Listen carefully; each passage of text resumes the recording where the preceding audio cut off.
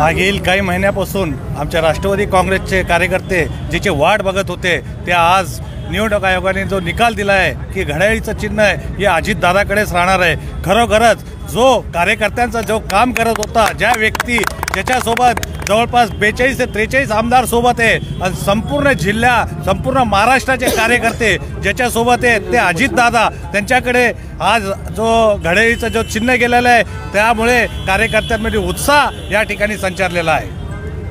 सुप्रियाताईंनी एक आरोप केला आहे की सरकार असताना त्यांनी स्थापन केलेला पक्ष चोरून नेलाय। आता त्याबद्दल उत्तर हे अजितदादाच देतील। पवार साहेबाबद्दल बोलायची माझी एवढी काही मोठे माणूस मी या ठिकाणी नाही आहे। आमचे अजितदादा त्यासाठी उत्तर देतील।